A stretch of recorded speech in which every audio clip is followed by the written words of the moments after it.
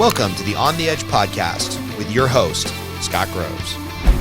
All right, ladies and gentlemen, it's Scott Groves with the On the Edge podcast. I've got my new friend, Jeff Nelson here. And Jeff and I, it turns out that we have a lot of friends in common from the jiu-jitsu world. He saw when I interviewed Robert Drysdale, one of the first American/Brazilian black belts here in America, former UFC fighter, and reached out and said, hey, man, I got this new book that's coming out. Could I come on the podcast? I'm a black belt. We're kind of politically aligned, emotionally aligned, like life aligned. And I was like, yeah, what's the name of your book? And he's like, Ninja Punks F Off. And I was like, okay, I'm intrigued now. Like, why would ninja punks need to F off? And so he sent me a copy of the book, which I'm embarrassed to say I just cracked open. So we're going to have to get a synopsis from Jeff. Jeff, if you're not watching on YouTube, if you're listening, is not Japanese, but is enthralled by the Japanese culture. And so I want to get into why that's the case. And Jeff, I'm always interested in first-time authors. Very common for first-time authors to write business books because maybe they have some type of business expertise. But I cannot imagine like my first attempt at writing being a fiction, especially in a culture that I'm not part of, like socially or ethnically. So tell us the Reader's Digest version of Jeff, whether that's on the journey to getting your black belt and now coaching jiu-jitsu, or why you decided to write a fiction book, or what. Tell us the Batman origin story of life of Jeff Nelson. So I grew up, and you'll probably hear it a few times during this podcast, but I grew up with a stutter. So writing was always my best way of communicating. And like, I could always just write, man. Like, I remember, like, I was the kind of person where I could write. I think in college, I wrote like a 30-page essay the morning it was due, and I got like an A on it. So like, I could always just write. I can't really explain it. But and I wasn't the most popular kid in my hometown, so I had a lot of time to read books and comics and play video games and things like that. And I kind of just got of all the media I consumed that was fictional, I kind of started noticing there were some connections in kind of how all the stories are told. And fast forward, I got into college, I figured out who Joseph Campbell was, who wrote The Hero with 1,000 Faces. He said that George Lucas was his best student. And I read him, I've read Jung, and I think I have a pretty good idea of like what the function of fiction is and things like that, and kind of our society. And I think it's a very important function. And that's kind of what I think I've always been meant to do, is just kind of write stories. I mean, the jiu-jitsu is cool. I am a black belt, but I don't know, like, I just think I was made to write stories. I don't know. I can't really explain it. And as far as the Japanese things go, or as the Japanese culture goes, I mean, I grew up, I'm 35. I was a kid in the late 90s, right when anime was first coming to America. So I hit that. So I really was consuming that right as it was first coming. Like I got into Dragon Ball Z right when it first came to America. I was 8 years old when the first 2 Pokemon games came out. I played a crap ton of JRPGs. And what's interesting is this, and I learned this, and this like blew my mind. But when I was researching stuff, so a very important figure in Japanese history is this guy named Commodore Matthew Perry. And now what this guy did, I'll give you a little crash course on Japanese history. So basically, the year's 1853, Japan's under the rule of the Tokugawa shogunate, and there's a law in effect called Sakoku, which basically means that the borders are mostly or are almost completely closed off to foreigners. So basically, if you're a foreigner and you are caught in Japan, you're dead. Like, that's it. I think that was the case, except for one port in Nagasaki that I think traded with China. You'll have to fact check me, but I think that's the case. Anyway, so basically, Commodore Perry was this guy from Rhode Island.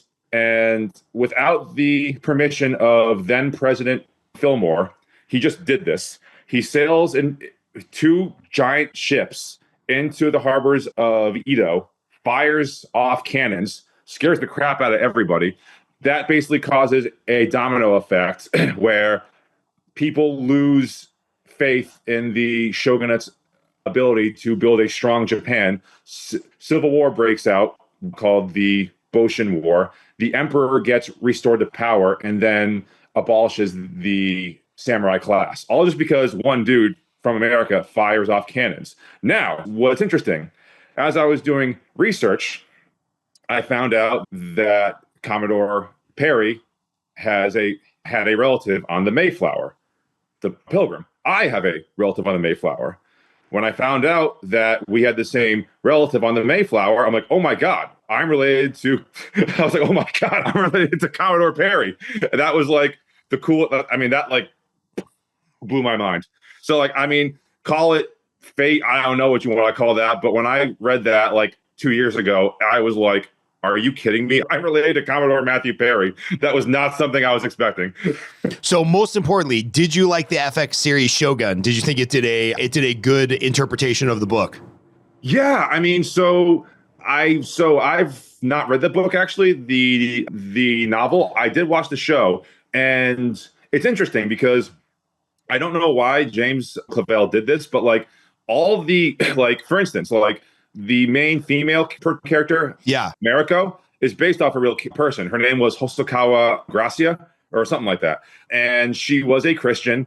She did pass away, I believe, in like 1600-ish. And she was the daughter of Akechi Mitsuhide, who did betray a very powerful person in that country. So that's all true. Toranaga is pretty much based off a real person too. So like, yeah, I mean, so they did do a fairly good job of just like, I mean, they obviously fudged some things, but like, right. But yeah, I loved that show. I thought it was great. I loved it. And you mentioned, how old are you for context? I am 35. 35. So you just hit that wave of like, there's certain wave of kids where it's like, if you were born in the early 70s, you came up with Star Wars. If you were born in the, I don't know, mid 90s, maybe you came up with Harry Potter. You just hit this like social zeitgeist moment in time where there was just like an anime explosion. So I'm 10 years older than you, so I just missed that. But it's funny because like when I go to jiu-jitsu, I waited till later in life to have kids. All of the kids can relate very keenly to the 30 to 35-year-old dads because they all did the Pokemon stuff. They all did the trading cards and Magic the Gathering.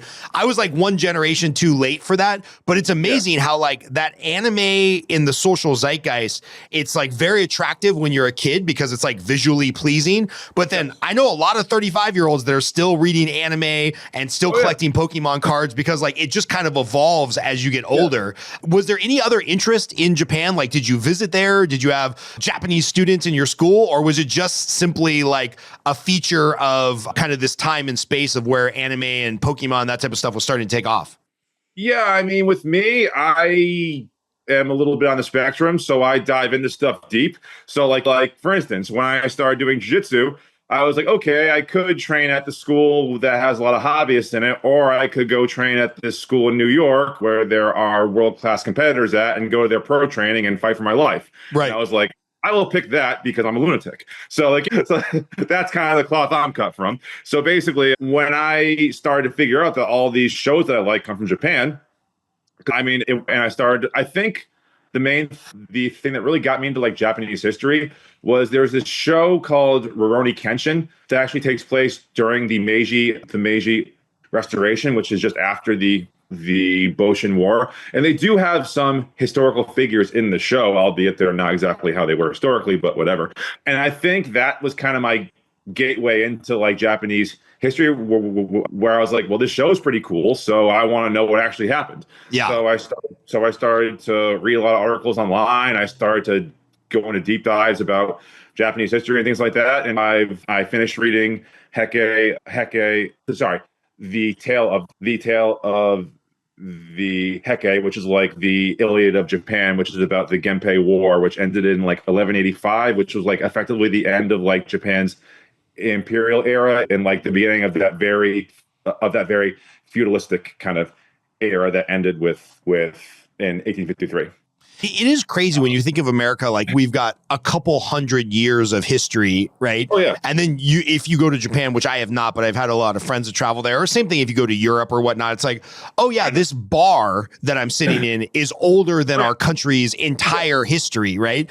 And it's like in Japan, you still have this thing where you're like, oh, we're on the 27th generation of owning this bed and breakfast, or we're on the 40th generation of like sword makers or whatnot. There is like this embedded almost lineage of culture that just America's a melting pot. We don't get that, right? Like I'm not Scott the carpenter because my dad was a carpenter and my grandfather was a carpenter. It's like, it's just not the way that works here. No. And so it's very interesting to learn about a society where it's like, oh yeah, my father and father before him and father before him and father before him, we own this bed and breakfast and we've been making the same tea for 900 years. I mean, it's just mind-boggling when you think about the lineage of like Japanese culture.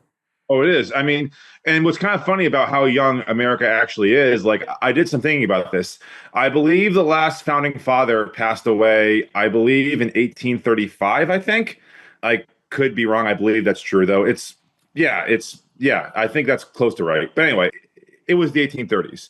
Now, my grandfather on my mom's side was born in 1917. It is very possible that my grandfather could have met somebody who, when they were very young, met one of the founding fathers. Right. Like that is how young our country is. Yeah, there's some weird stat like that. Like the last widow of the Civil War didn't die until like 1950 or something, because she was 18 and basically an orphan, married an old man who had been a Civil War vet at like 12. And then when she died at 100, it's like the last Civil War veteran widower didn't die until my grandparents were alive. I mean, it's bonkers. And meanwhile, you're just kind of flippantly talking about, oh, well, yeah, the Civil War in Japan in 1100. It's like, yeah, that's 1300 years ago. It's wild. Which Civil War in Japan? There's been quite a few. Right.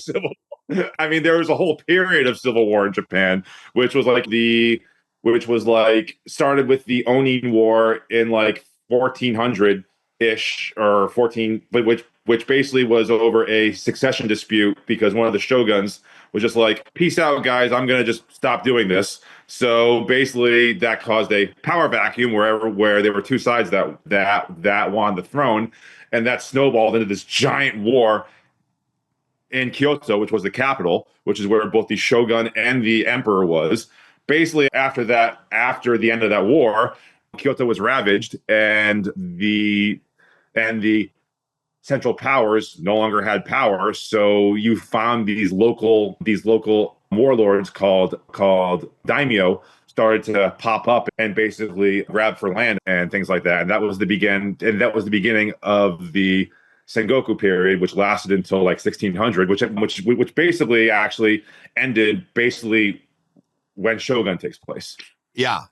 So it's funny. I know some amateur authors who have done some fiction works, and if I look them up on Amazon, they've got the 30-page kind of booklet that they did, and then maybe they build up and whatnot. And your first endeavor is this 500-page.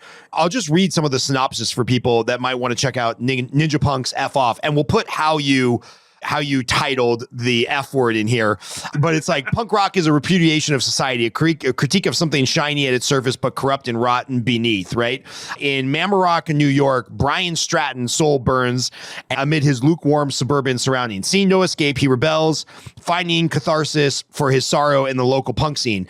After he sneaks backstage at his favorite band's first concert in the US, he finds the room bloody and, I don't know how to say this word, Kasuka Fuma, celebrity by day, ninja for the Yakuza by night, standing over the dead bodies. So basically this music fan, which I think we can all relate to, trying to sneak into a concert before we were 21 years old, finds his favorite band. That would be like me in the late 80s, early 90s, sneaking into the Whiskey A Go-Go, finding Guns N' Roses dead in their green room, and there's a ninja standing over them with a bloody sword. Like, that's a great setup for a novel.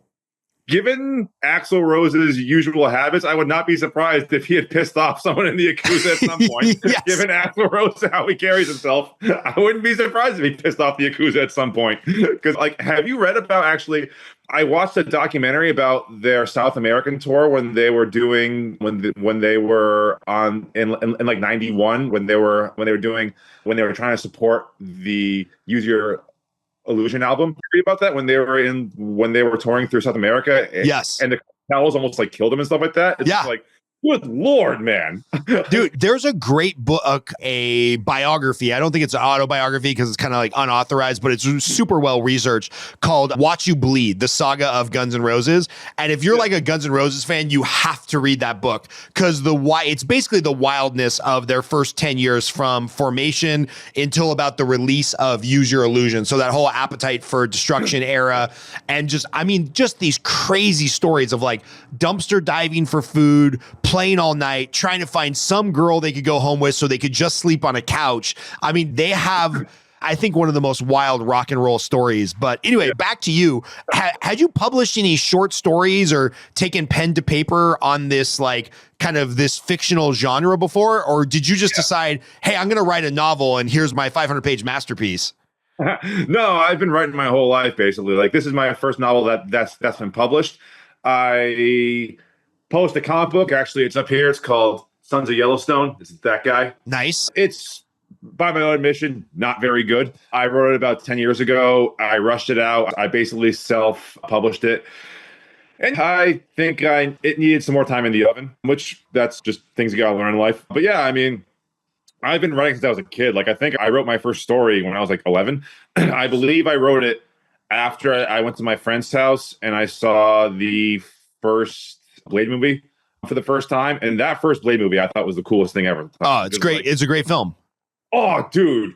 The opening when this like putsy guy is going to get killed by vampires and he's like crawling for his life and all of a sudden you see Blade and you see like Blade's feet and all of a sudden everyone just freezes and stops.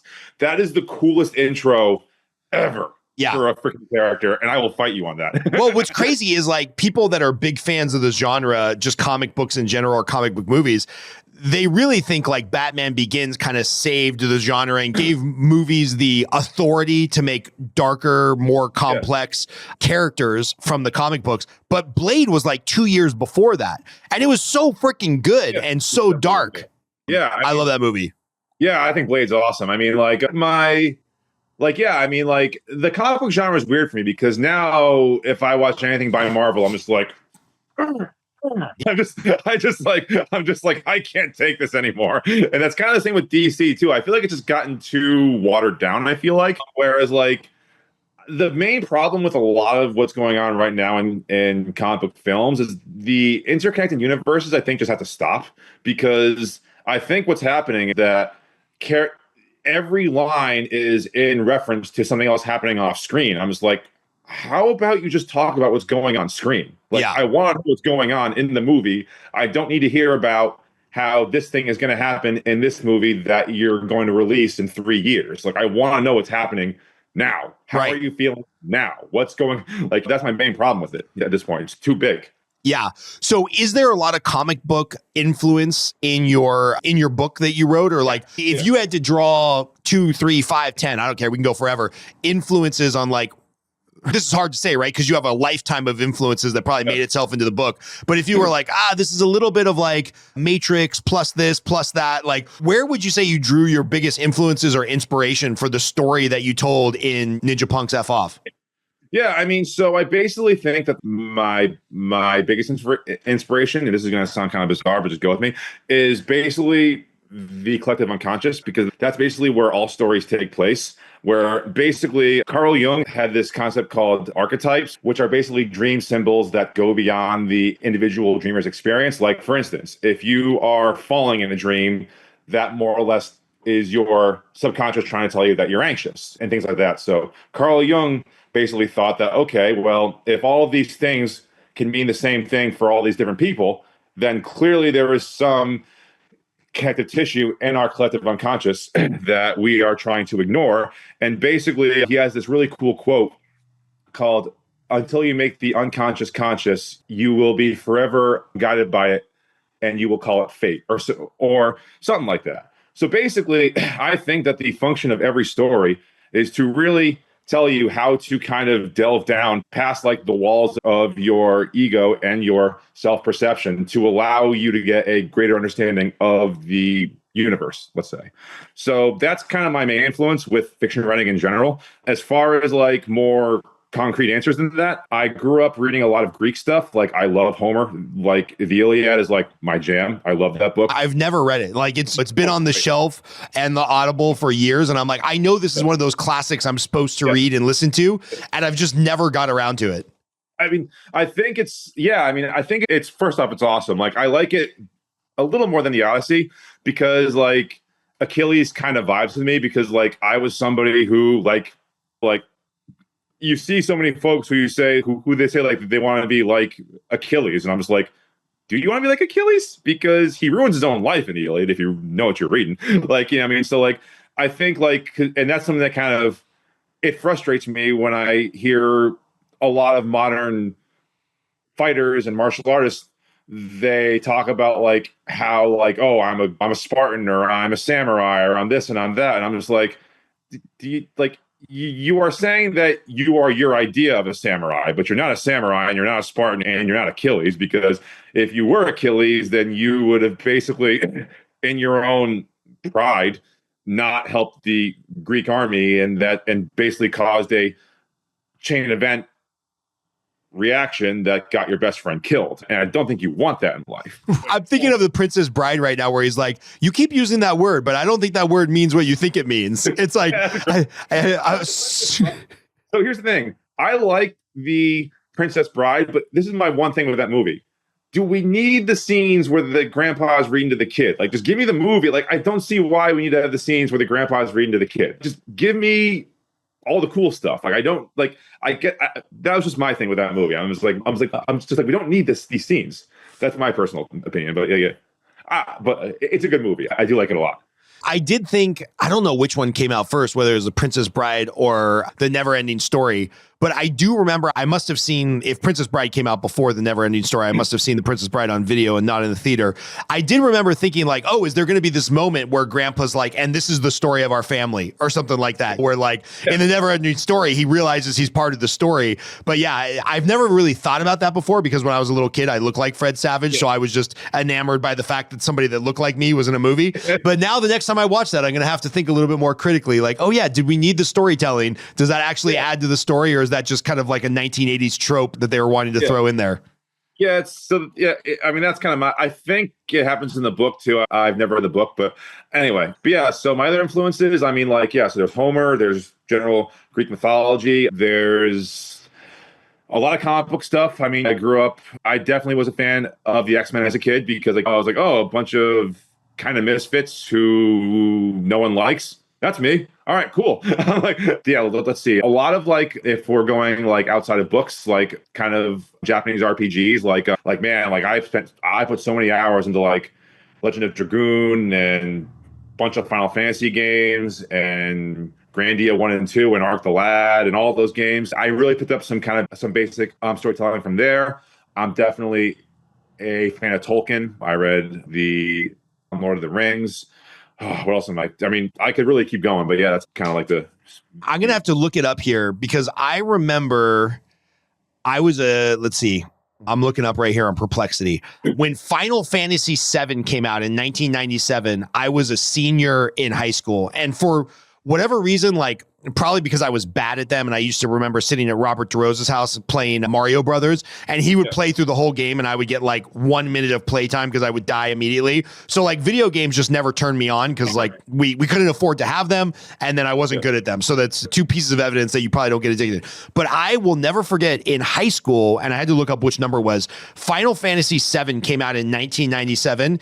And it exposed to me, that was my senior year of high school, how many like kind of alpha male football players, jocks, good looking dudes were complete fucking nerds because everybody was so stoked about the release of Final Fantasy VII to the point where like there was a week where there wasn't a bunch of kids at school because they were like calling in sick or ditching or whatnot to go play Final Fantasy VII.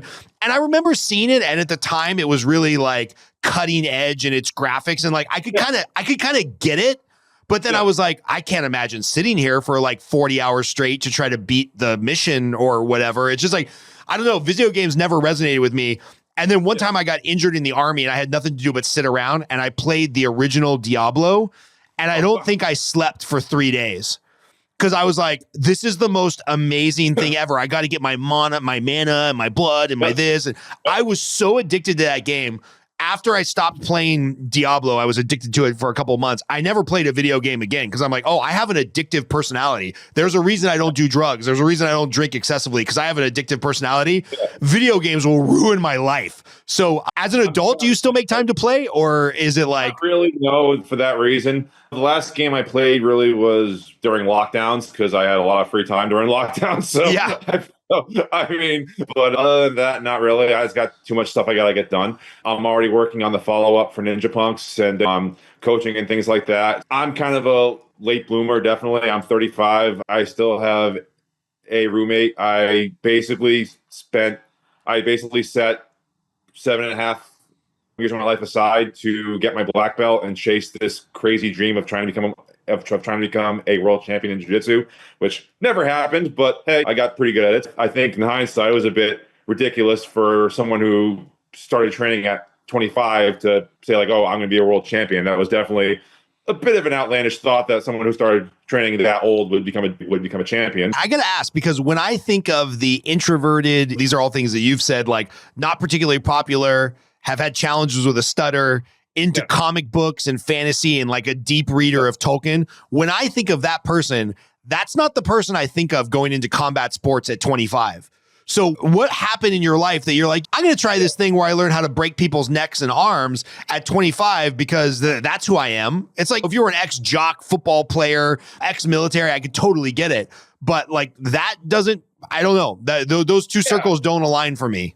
Yeah, what was interesting is actually I was always a pretty athletic kid as a kid. Like I remember my mom, when I was 13, she got me a personal trainer because my self-esteem was in the toilet because I was a fat kid who, and I got pretty strong pretty quick. I think by the time I was 15, I was benching like almost 300 pounds and things like that. I think we had a weightlifting tournament at the gym that I was training at the time.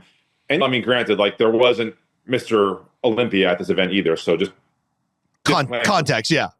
But I mean, but still, like I was beaten. I think I came in like third in that whole thing at like 15. I beat several adults, so cool. But yeah, I mean, so I was always relatively athletic. I think my biggest thing is that I was always bullied for being fat when I was a kid. And then when I started getting bigger and like jacked, everyone started calling me big, and I'm a little on the spectrum. So I felt like, oh, everyone's making fun of me because I'm big now. So F you guys. And like I kind of went in this whole downward spiral kind of thing. And yeah, I kind of chose to limit myself to that basically self-perception, if that makes sense. So basically, I go to college, and that was just, I'm still trying to do some reflection on like what happened in college. So I'm just like, because like the whole time I was just like, what am I even doing here? I'm just like I went to UMass Amherst for my junior and my senior year. I basically transferred every semester up until then. And I grew up in a generation where it was college. You've got to go to college. I definitely wanted to drop out when I was 16 of high school because I just hated it. And when it was this whole go to college thing. So I went to college, and pretty much all I can say about college is that I went. I got my degree. It was the early 2010s, and the job market was not very vibrant, and everyone was going to get their master's degrees and their PhDs and, pardon me, things like that. So basically, I'm in this dilemma in my early 20s where like all my friends from college who they're like climbing, they've gotten jobs, they're climbing corporate ladders, they're going to school to get their master's degrees or their doctorates. And I can't even get through a freaking job interview because I'm stuttering so much. Like, oh my God. Like I've been in so many job interviews where like I get in the car and I'm like, I didn't get that job. And I know they can't legally tell me it's because I couldn't talk during the interview, but like, I'm not stupid. Like, right. But like, I'm like, yeah, I know they're not going to tell me like via email, you didn't get the job because you stuttered. But like, I'm just like, I mean, there were some interviews where I was like, it was terrible. There was some friction with me and my family at that point too. And I was just not in a good spot. And I've always kind of wanted to learn a martial art. It was something that was kind of always in the back of my mind.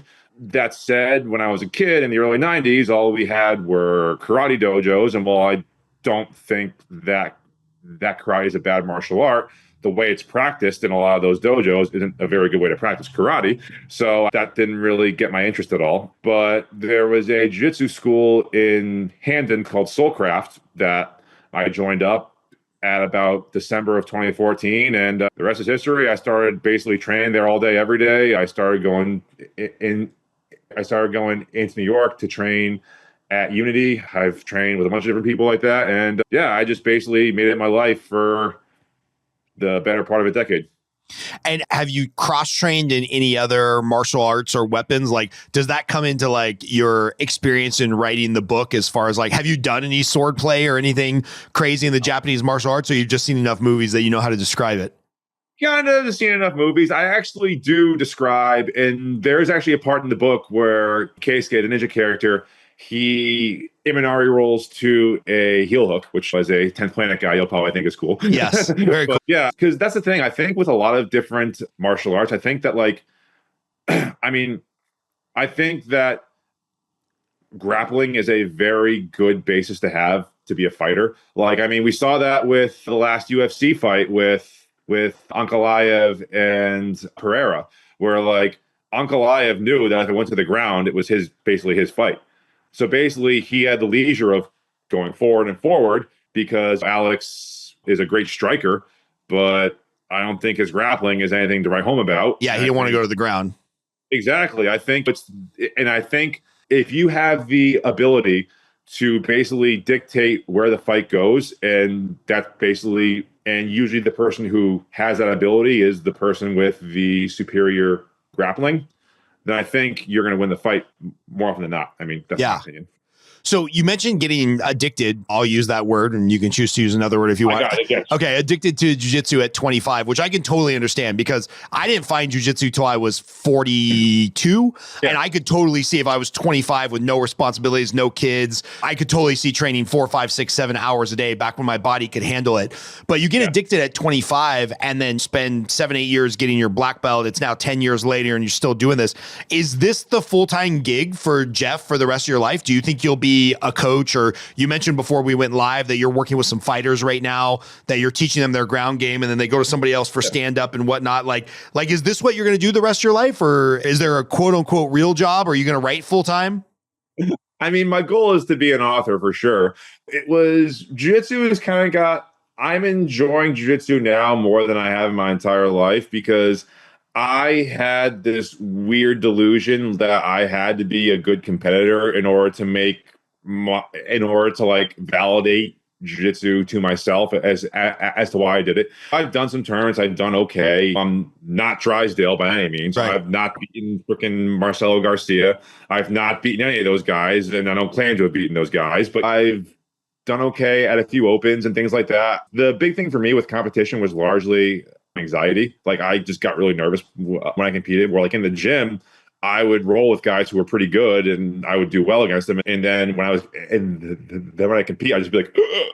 and like, I don't know why that is, but it just is. but yeah, I mean, as far as where jiu-jitsu is in my life, I just want to be a coach. Like, I'm working with this guy who you're going to know him at some point or know who he is. His name is Mike. The guy, and I'm not lying when I say this, the guy can rep 315 on the bench press for 30. The guy can strict overhead press on 300 pounds. He was a D1 wrestler in college, and I'm working with him right now on his jiu-jitsu. He's training right now with Nick Newell. Do you know who that is? The guy with the one arm Nick's like my best friend. He's the man. But he's a fighter who is famous for he was born with a congenital amputation. So basically he kind of only half of his left arm. And despite that, he became a very accomplished fighter. Like, he fought Gaethje, and even though he lost to Gaethje, he gave him a really good fight. So just to shows you how good Nick is at fighting. Holy shit. Yeah, I'm just looking him up right now. I had seen him before, but I didn't know his name. Third degree black belt, pro MMA fighter. The man. Holy shit. And fought with 1.5 arms. Yep. Honestly, from a grappling standpoint, he's very frustrating to grapple against because like that like half arm that he has, he guillotines with that, and it hurts so bad when he guillotines you with it. It hurts like a mother effer. So yeah, he's training with Nick right now, but you're gonna know who he is before long because the guy's just a freak of nature. And there's a bunch of guys at that gym that I think are just on the surface. There's this guy who's actually fighting this weekend, Quentin Paisley, who's another young buck who is going to be, you're going to know who he is very soon too. The guy's a beast. And I got this other friend who he was on Dana White's Contender Series, but he lost, unfortunately. But the guy is supremely talented. His name is Justin Sumter, and he's kind of also fighting this weekend. And that's kind of the crew that we've all kind of built. I mean, I'm not officially a coach at that gym, so I'm not going to claim that I had anything to do with it, but like, I'm kind of part of that community there. Yeah. And it's just training partners matter, man. Yeah, dude. That's kind of the coolest thing about like when you get in with a crew where like there's no egos and everyone just wants to train and kind of like everyone just wants to help each other get better. It's the coolest thing ever, man. It really is. Like I've been in some gyms where like people get like passive aggressive if you tap them out or you're going too hard.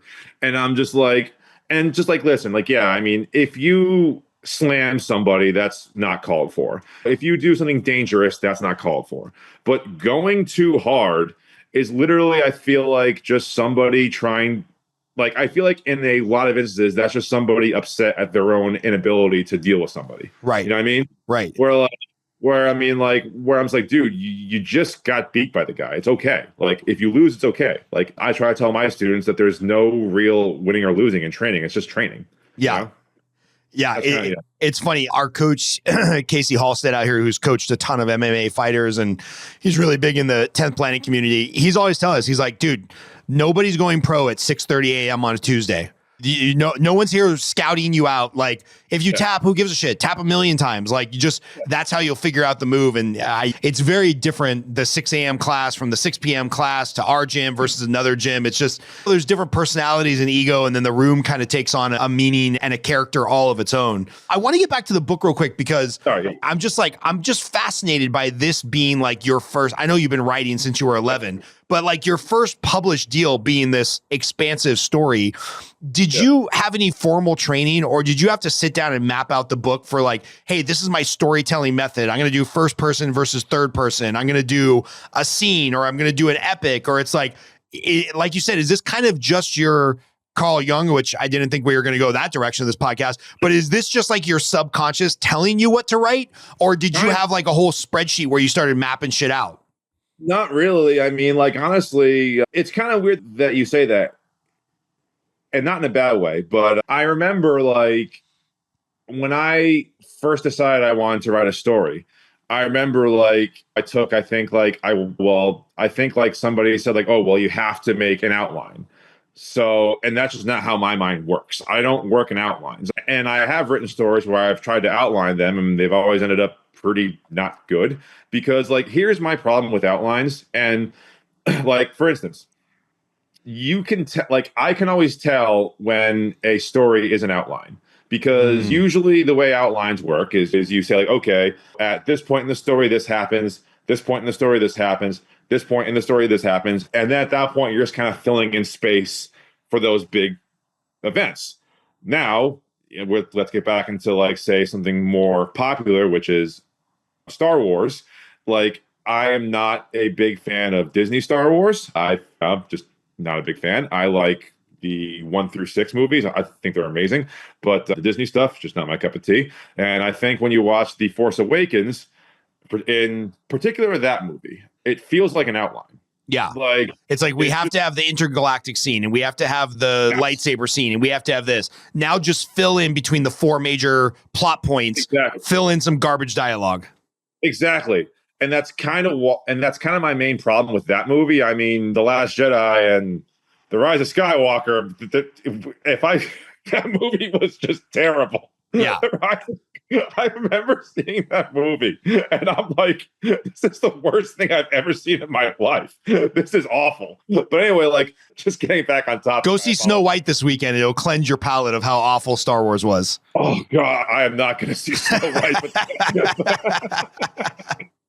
But anyway, with me, there were a few very key plot points in the book where I didn't know what was going to happen up until I got to that point, and I was like, well, it makes sense for this to happen right now. So, okay, this happens. And I don't know what that is. I think it's largely like, I think if I could get really offbeat right now and say, like, it's something in my unconscious that's trying to, like, that I'm trying to tap into, that I kind of flesh out more in depth. Like, I know I am not comparing myself to this person, but Michelangelo always said that when he made sculptures, he just felt out what was inside the marble that basically he felt he needed to free. Which, I'm not saying I'm like Michelangelo. I'm not saying I'm that brilliant. I don't think I am, but that's just kind of this. I'm just trying to. I'm just trying. It's funny. I interviewed Sean Liscombe, who, after retiring from the fire services and the paramedic services, has spawned this whole second career during retirement, writing like these serialized post-apocalyptic novels. One of them, there's like a series of 7 or 8 of them called The Ranch, and the second series is called The Feral series. Shout out to Sean. He's awesome. He's done our podcast twice, and he said the same thing, because I was asking about the outline. Because when you write a business book, it's like, what are you going to teach? What's the outline? What are the main points of like instruction? It's more like a lesson plan for a teacher. Yeah. But he told me exactly the same thing. He's like, dude, I'll just sit in my car and I'll have conversations on a long drive in between my two characters. And then by the time I get to pen and paper or his typewriter, word processor, or whatever he uses, he's older, he might use a word processor or a typewriter. He's like, I know the conversations that need to be had and how the story moves along. And then I get to a point in time and I'm like, well, would Bill really do this? I guess not. It doesn't really fit the plot that I kind of maybe accidentally outlined in my mind. The story is just telling me where it needs to go and how these people would interact with people. And I was like, oh, maybe this is what I need to get into my head if I ever want to write a fiction book. Because I do want to write a fiction book. I probably have 700 titles on my Audible, most of which I've listened to. Like 400 of them are post-apocalyptic books. I love them. It's like my guilty pleasure. It's like women watching soap operas, I guess. Like, I could read post-apocalyptic stuff. There's good stuff and there's trash, and I love it all. But that's interesting that you just kind of go along and the story tells you how it should develop. I mean, and I think someone who does that also is Stephen King. I think that's kind of how he writes. I think it's called the discovery approach or something like that. But yeah, I mean, getting back to the post-apocalyptic, actually, my comic Sons of Yellowstone was very post-apocalyptic. I mean, the idea was cool. It just kind of wasn't there, the actual like meat of the story. But it's based. Do you know what the Yellowstone caldera is? Yeah, it's going to blow up one day, and we're all going to die. When that thing goes off, we're screwed. The society is over. All living things on Earth die when the Yellowstone caldera blows up. Yeah, basically, more or less correct. I always find it funny where it's like, why are you putting endangered species over the world's largest powder keg? That seems like a very silly idea, guys. Like, why are we doing this? It's there. Why are you putting these endangered species on top of it? Like, it makes no sense to me. But anyway, it's basically about 20 years after a major eruption of the Yellowstone caldera. When the Yellowstone caldera erupted, it emitted this substance that basically got absorbed into some people's bodies. Those people got powers, and they're called the Sons of Yellowstone. And it's on the back burner. I need to tinker with it. Basically, everyone who I gave it to, and I gave it to some pretty high up people, they all kind of said how the idea is there, but everything else isn't. So yeah, so I got to do some more work with it. But yeah, since we're talking about things like that, yeah, I figured I'd throw it in there. Yeah, like when you're writing a story kind of in this discovery method or this free form method, like how do you know when the story is all fleshed out? Like, why is the book 464 pages instead of 200 pages or 900 pages? Or like, when do you know when to stop, right? Because a story could go on for an entire lifetime or generations or millennial. Like if you're looking at like Warhammer 40,000, I know a little bit about this because all of the kids that I went to junior high with loved it. And now my 22-year-old son is into it. It's like, there is an expansive world in Warhammer that just never ends. A universe story plots going from universe to universe goes backwards and forwards over like 20,000 years. Like if you're writing free form, is there the fear that like, I'm just going to keep droning on, or like, did you have in mind how to create a tight story with at least a beginning and an end? So I usually know how stories are going to end. I usually know, like, I knew how Ninja Punks was going to end. As far as like when I know it's done, what I'm really thankful for, actually, the publisher that I got into, basically that I learned how to transpose how I got my black belt in jiu-jitsu onto being a writer, because I was always good at writing, but what I didn't understand was the process of being a writer. And I got in with this publisher called Manuscripts. It's what's called a hybrid publisher, where you don't need an agent to pitch to them, because Lord knows finding an agent these days is a whole can of worms. It's kind of weird how it all happened. But basically, I sent the first draft of my book, which they read. God bless them, because that first draft was a mess. But they liked it enough, and they said, like, we'll work with you. And they gave me an editor. And this editor, his name was Kenneth Kane. This guy, love him, but he was a hard ass. And basically, we spent all summer last summer just working on the book. And like, literally, he gave me a bit of advice that I'll never forget. He said, if you aren't sick of the book yet, then you're not done writing it. And that really stuck with me, because by the end of when I was done with the book, like done, and my deadline was there, and I had to give it to my publisher, I was effing sick of it, man. Like, to give you some, I mean, I probably rewrote. I mean, that was probably like the 7th draft that I submitted to my publisher. I read every chapter aloud to myself multiple times. I would read chapters aloud probably like 5 times a day. Oh, yeah. And that's not even the worst part of it. Well, not the worst, but like, I'm not complaining. But the worst part of the process, I get it. Yeah. The worst part of the process was I had to listen to it. So basically what I did was I copy and pasted the book, this read aloud app, and I sat and I took basically 5 days to listen to this app, read the book aloud to me 3 times in a row. It took me probably like, not 5 days, probably like 3 days to just do the whole thing. And by the end of it, I was like, I never want to read this book ever again. I was like, I never want to look at this book ever again. Don't want to read it. I was like, man, I hope that everyone else likes it, because I don't want to look at this thing ever again.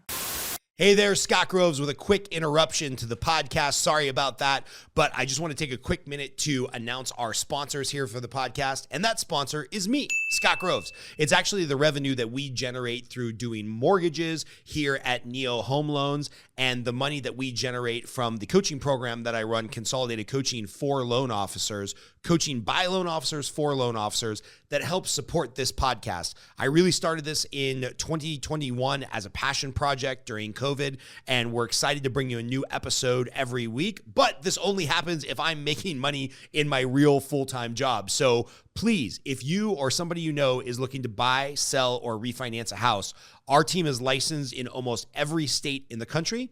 And if you know a loan officer who's looking for sales coaching, personal development coaching, lead generation coaching, please, please, please get in touch with us. Scott at the Scott Groves team. We'd love to hear from you. We'd love for you to support our other endeavors, which is mortgage financing and loan officer coaching, which allows this podcast to exist. Now back to your regularly scheduled programming. Talk to us a little bit about the world of publishing, right? Because obviously Amazon has spawned this huge self-publishing world. I self-published my book, and like, we're in the top percentile of people that have sold books, because I think most books on Amazon sell like 200 copies, and we've sold almost 10,000, but it's a business book. It's easier to sell. Can you talk a little bit about this hybrid model of publishing versus like, you actually have a publisher, you are a published author without doing the cheat code of just self-publishing on Amazon. So can you talk a little bit about that journey, and like, are you getting support from the publisher to market the book, or are they trying to get you the movie rights, or what's up with that?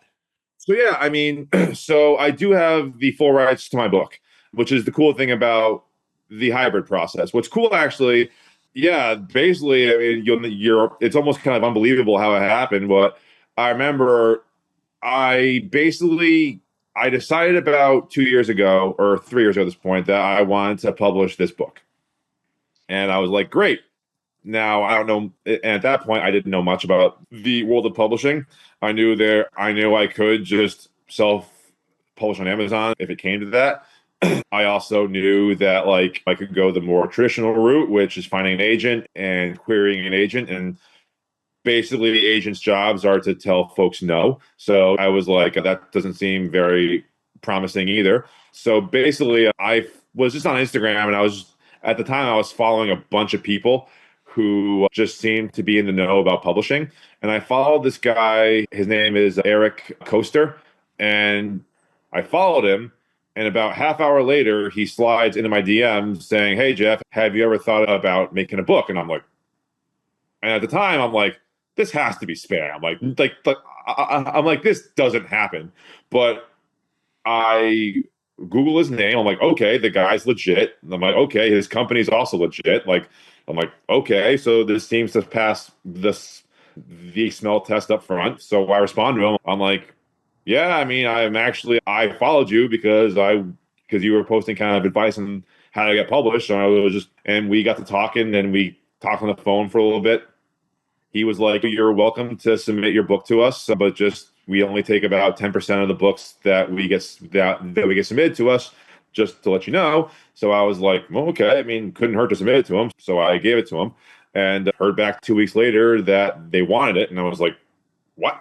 So yeah. So basically, the catch with the hybrid model, you've got to make sure you're going to a good publisher that is a hybrid one, because there are a lot of crap ones. So you got to make sure I would say do your homework. The one that I ran through is very good, but you do have to raise the money yourself. Like, I spent all of March of last year trying to get the money for this book, because I think my parents at the time were a little bit fed up with me and my reckless financial decisions, let's say. And I think part of them was, they were like, so if you don't get the money to do this, who's going to pay for it? I was just like, well, I guess I'll just not make the book then if I don't get the money for it.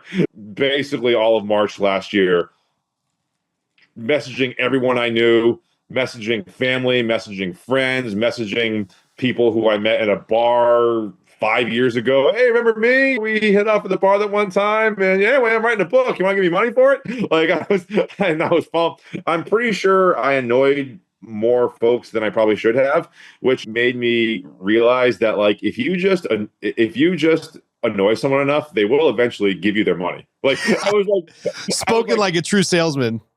I was like, but I didn't realize that worked. I was like, wait, like, there were times where, like, I would like slide in someone's DMs, or I'd message them, and the first 6 times they would leave me on red, and then the 7th time they were like, okay, cool, I bought the book and here you go. And I was like, wow, I can't believe me annoying them worked.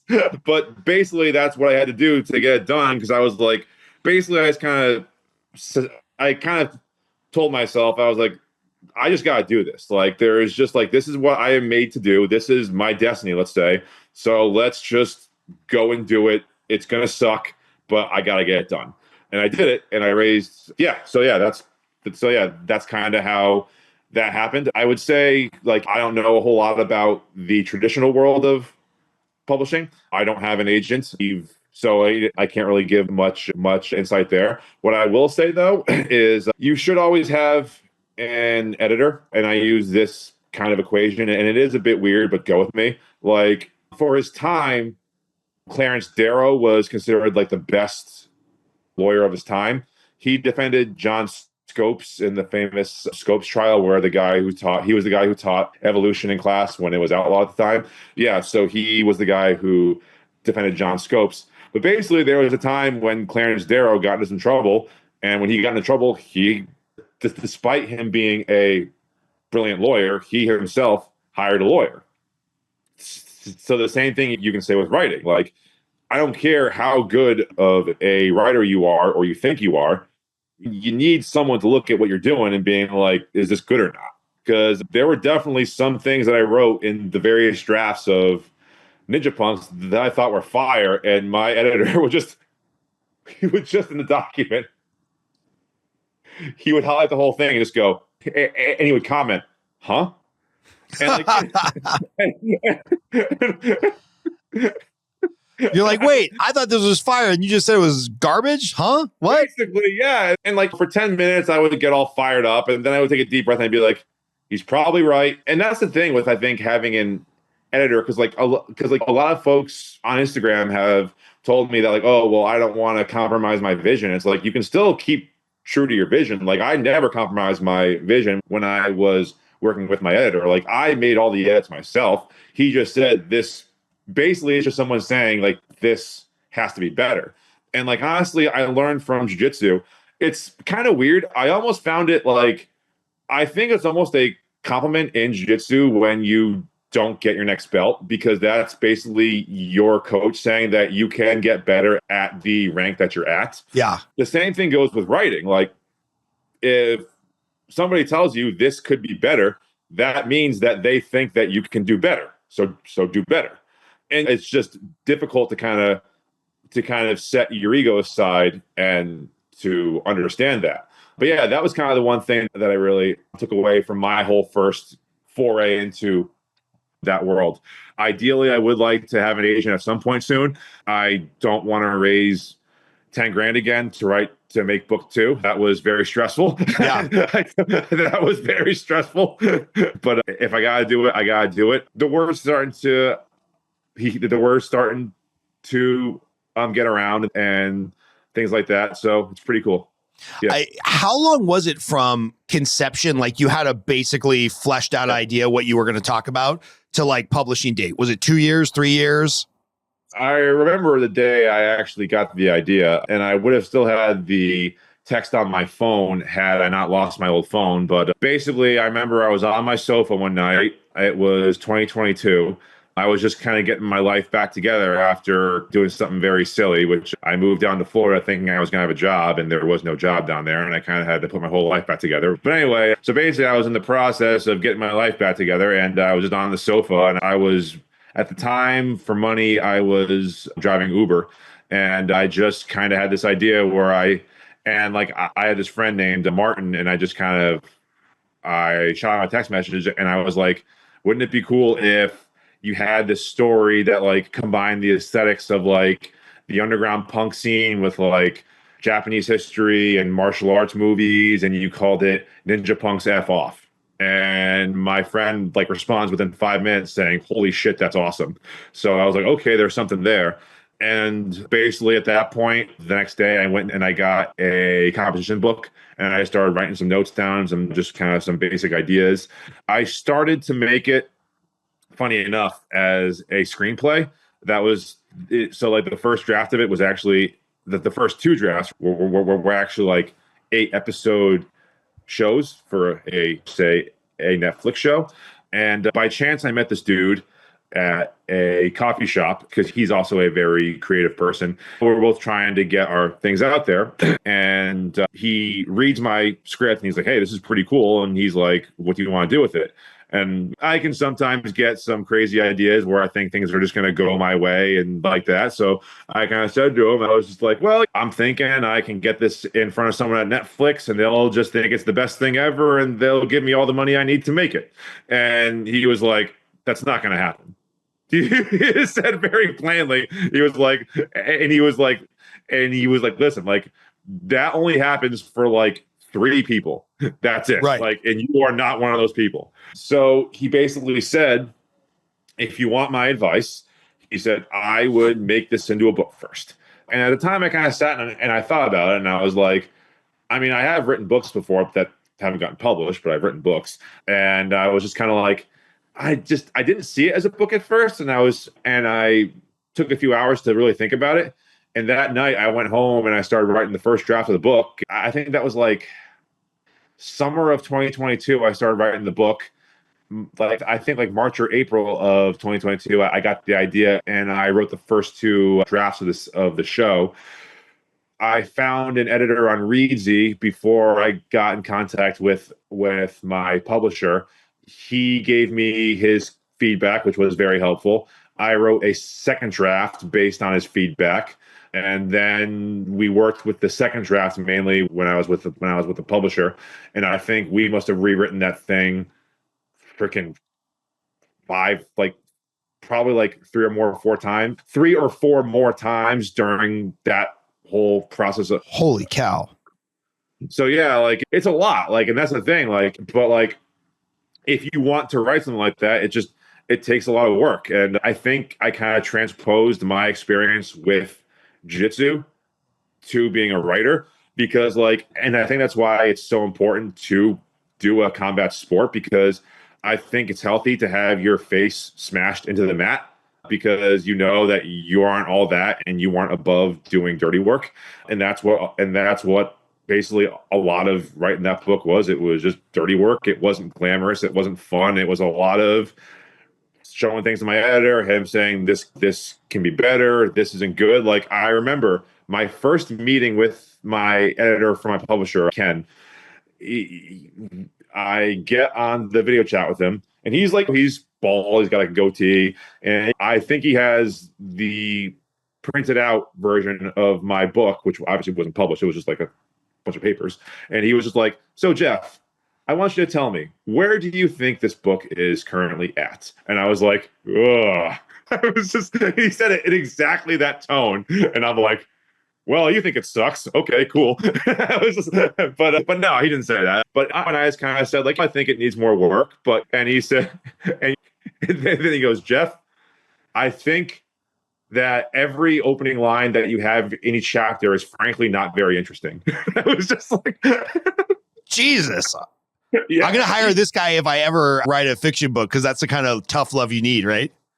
Exactly. And I think me not having done jiu-jitsu, I've been like, well, this guy's a dick. Screw him. Yeah. But now that I've done jiu-jitsu and I've had that context of experience, I'm like, oh, this guy's not being a dick. He's trying to help me. So I should just listen to him because he's trying to help me. Yeah. And honestly, I think he saw, I think he always knew I was a good writer. I just think he kind of helped me. He kind of helped me kind of unlock it to a degree, yeah, which I thought was really cool. But yeah, that is cool, man. Hey, I feel like I could talk about writing forever, but what questions did I forget to ask about the book? Is there a story within the book that you'd like to tell, or a story about writing the book that you'd like to tell? Yeah. What did I forget to ask?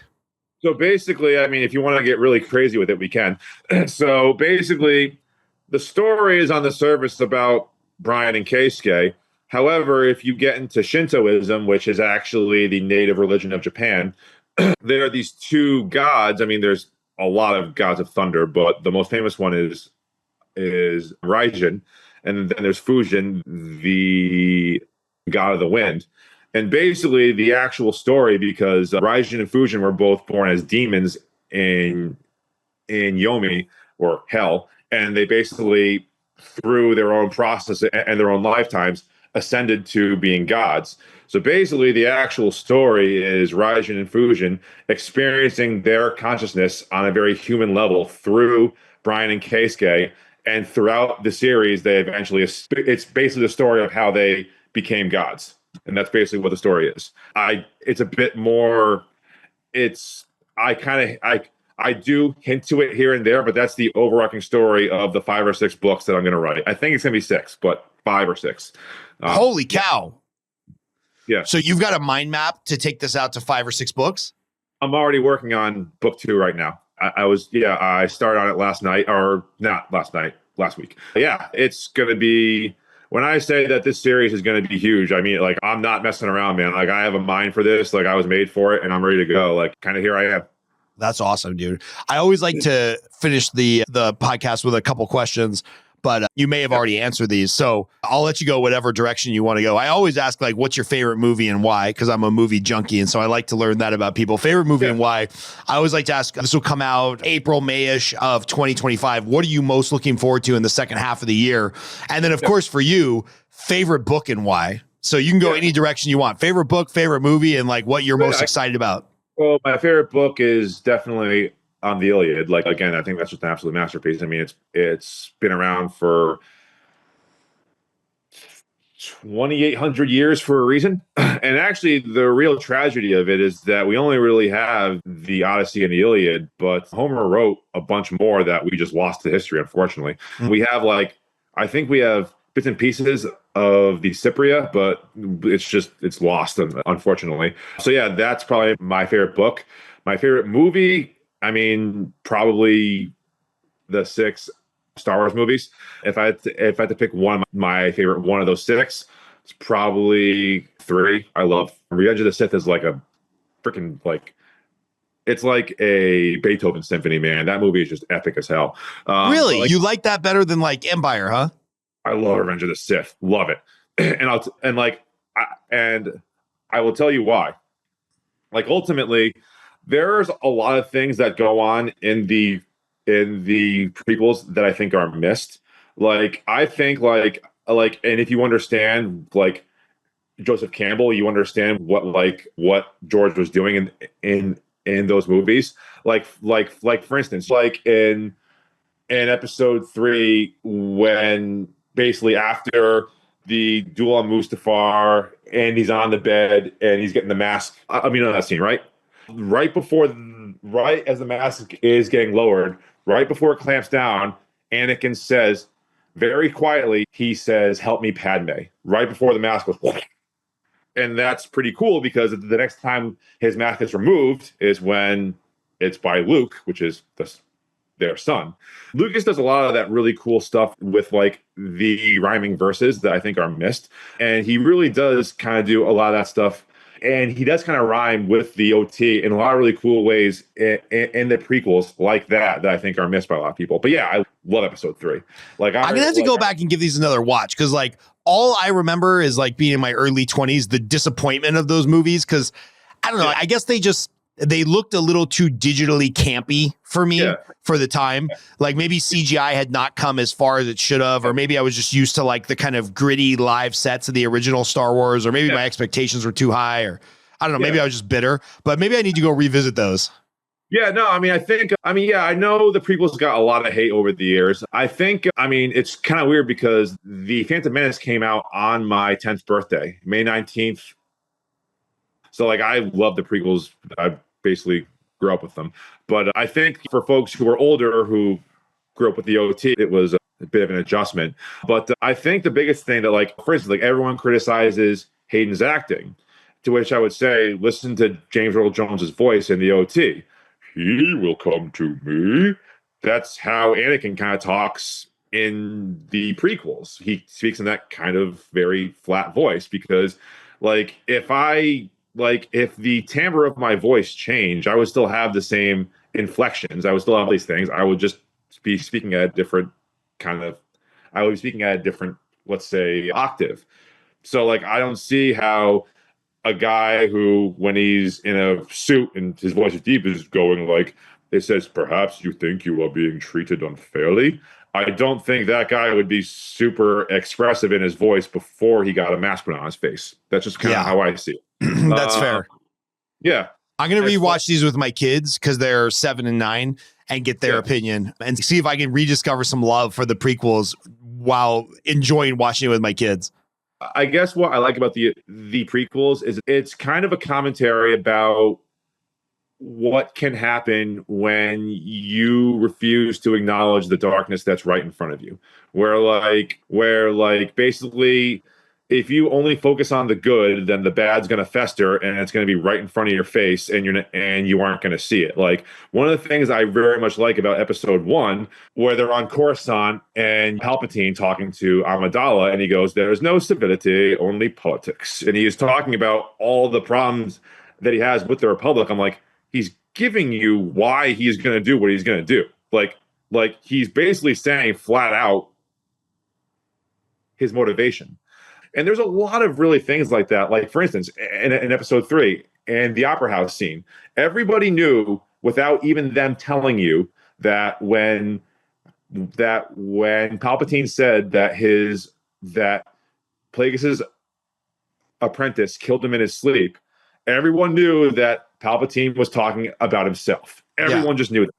And that's supposed to tell of very good writing and very good acting. Sorry, I go on a huge bit about stuff. Sorry. I love it. Yeah, my favorite. My favorite. So those are probably my favorite movies. I'm also obviously a big fan of Kurosawa. I love Yojimbo. I love The Hidden Fortress. All those movies are awesome. Let's see. Something I'm looking forward to this year that's coming out. I don't really know, man. Like just in general about Jeff's life, man. What are you pumped up for you? Like I'm just looking forward to getting my book more out there, spreading the word, all that kind of stuff. It's kind of weird. Like I feel like my life's just kind of beginning at 35, and it's kind of a weird thing to say, but I feel like that's the case. And I feel like I'm just going to keep growing, man. That's it. It's like that old saying, right? I'm going to butcher this, but it's like men have two important dates: the day they're born and the day they know why they were born. Something to that effect. Where it's like now you know that you were made to be an author. Like all the other stuff on the journey, good, bad, or indifferent, was just like leading up to this point. Like you said, you wouldn't have got a more masterful version of your book done had you not taken the criticism, which you could only take the criticism because you got your ass beat in jiu-jitsu for 10 years. Yep. It's a great way to tie it together, man. Yeah. So yeah, it's cool. I mean, it is kind of interesting going on Instagram and like finding all these bookstagrammers who are like into like romance fantasy and stuff like that. And they're all like these like super like interesting and I'm posting all kinds of crazy shit on my Instagram and they're like, who the hell is this guy? It's kind of fun. That's a good time, man. Well, hey, if you ever make it out to Vegas, let's get some training on the calendar. That would be great. You can beat me up and then I'll become a better author. And awesome. I appreciate you being on. The book is supposed to be here today or tomorrow. So I'll dig into it and give you some of my notes. Awesome, man. Yeah. Well, I'm looking forward to hearing your feedback. Thanks for having me. And I think I'm actually going out to Nevada this summer to train with Drysdale. So yeah, at some point, I'll come by your place. That'd be great, man. Thanks for being on. Yeah. Thank you. All right.